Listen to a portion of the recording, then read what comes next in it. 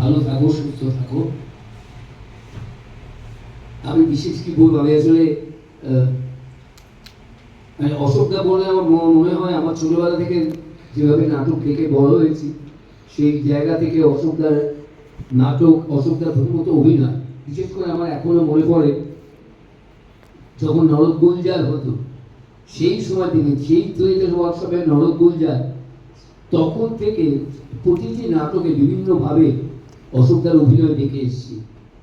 সেই অভিনয় দেখে শিক্ষা গ্রহণ করে নিজেকে তৈরি করেছি, বড় হয়েছি।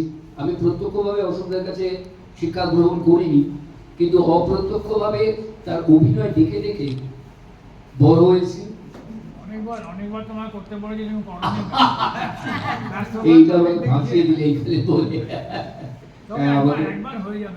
আমি নিশ্চয়ই করবো, আমি কথা দিচ্ছি আজকে আমি তোমার সঙ্গে করবো। আমার অনেক দিনে দিচ্ছে, কোনো কারণে হয়তো হয়ে উঠছে না। এর আগে তুমি যতবার বলছো হয়ে ওঠেনি।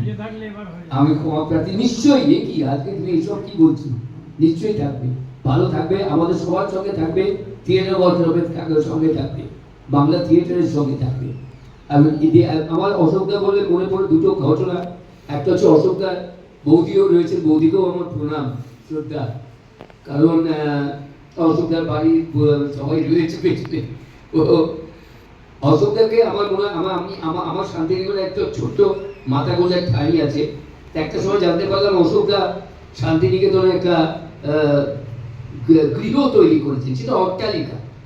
মানে আমার যেমন একটা ছোট্ট কুটির, একটা একদম অট্টালিকা, এবং সেখানে অসাধারণ একটি বাড়ি, একটা চারদিকে ধান ক্ষেত, সবুজ, তার ঠিক মাঝখানে একটা সাদা রঙের দোতলা বাড়ি, আর তার ছাদে উঠলে সারা মানে জায়গাটা ফাঁকা, কোনো কিছু নেই, অপূর্ব সুন্দর লাগে।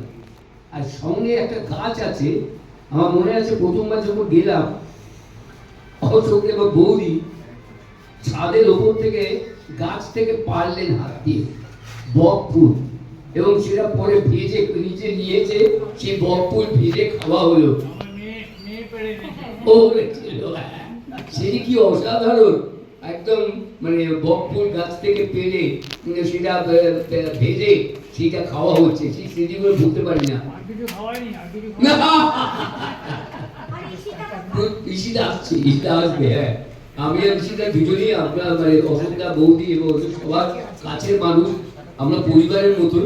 এবং আরেকটা ঘটনা মনে আছে, যেটা আমার বাড়িতে হয়েছিল শান্তিনিকেতনে, আমাদের ওখানে অশোকদা বসে আছেন আমাদের বসার ঘরে, বৌদিও রয়েছেন, অশোকদার বোনেরাও গিয়েছিলেন।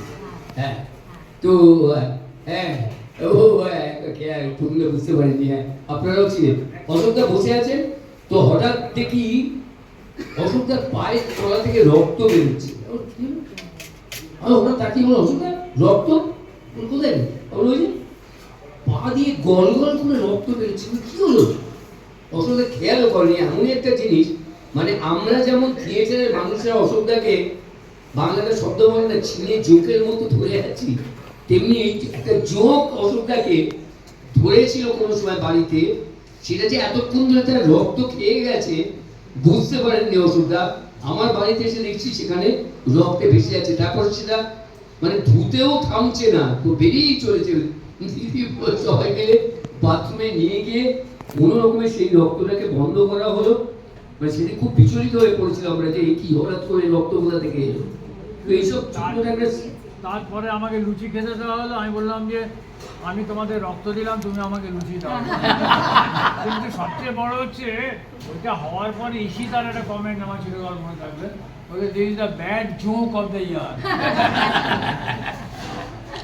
তো আর কি, সবাই ভালো থাকবেন, সুস্থ থাকবেন। অশোকদা, বৌদি, তোমরাও ভালো থাকো, সুস্থ থাকো, আমরা পাশে আছি, থিয়েটারের মানুষ। সকালবেলা আজকে শুটিং করেছে, এখন হাতিবাগানে যাবে রিহার্সাল করতে, তার মাঝখানে ফাঁকে 1 ঘন্টা সময় তো তোমার জন্য খুব ভালো, খুব ভালো। ভালো থাকবেন সবাই।